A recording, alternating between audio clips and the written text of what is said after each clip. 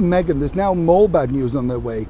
If they were hoping for a clear run with their version of events, then, well, things could be taking a turn for the worst. Hi, good morning, Neil Sean here in the heart of London. Thank you for joining me. Thank you for your company as ever.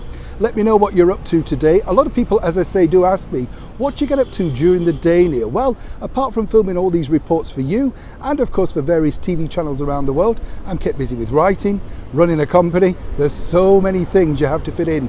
But of course, anybody who's out there working knows time is of the essence, and so we've got to plough on with your royal story of the day.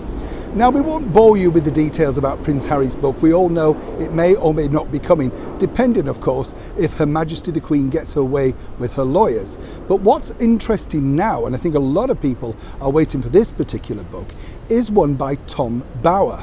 Now, Tom Bower is a respected journalist, author. He's written many books, including one on Prince Charles and our current British Prime Minister, Boris Johnson. But moving forward, we all know that he's also working on an explosive tell-all book about the former actress from Suits, Meghan Markle. And it's interesting because a lot of people were saying, well, he won't find it easy to get people to speak. Well, a good source close to Tom tells me that simply has not been the case. And already they're having to decide which bits to leave out because the book could be too long. It's that good.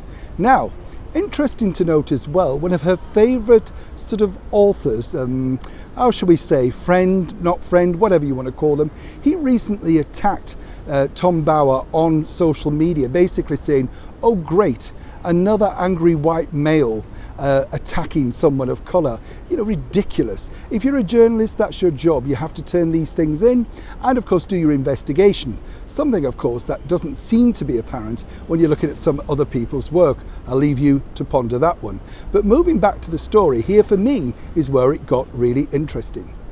Now, as you know, Penguin Random House are debating what date they should release Prince Harry's tell-all memoir, the tacky thing that he's doing in the year of course, his grandmother's platinum celebrations. I mean, could you really get any more tacky? But now the publishers over at Tom Bower's publishing group are looking to see if they should release his book on the same day.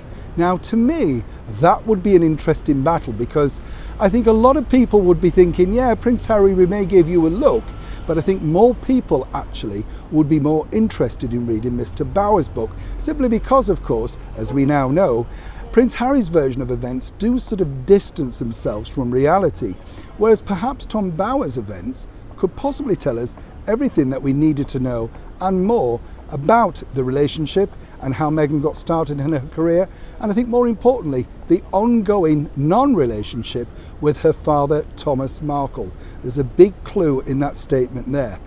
I'll keep you posted as ever when I know more about the release dates, but as ever, Neil Sean in the heart of London.